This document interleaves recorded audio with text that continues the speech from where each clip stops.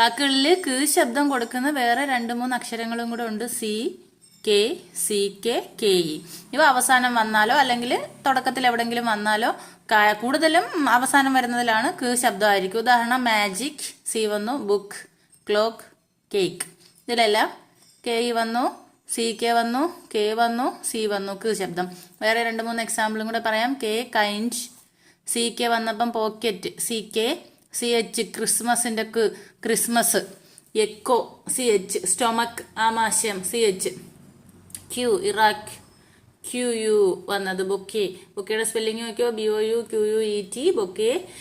ഇത് 1 മാർക്ക് പരീക്ഷയ്ക്കൊക്കെ പഠിക്കുന്നവർക്ക് 1 മാർക്ക് പോകുന്ന ക്വസ്റ്റ്യൻ ആണ്. QUEQ ആൻറ്റിക്ക് വരുന്നത്. പിന്നെ ക്, ഇതും KH വരുമ്പം കാക്കി എന്ന സൗണ്ട് വരും. വേറെ നമ്മൾ പറഞ്ഞായിരുന്നല്ലോ. ഓക്കെ, അപ്പോൾ ഇത് ഇത്രയും മനസ്സിലാക്കിയിരിക്കണേ.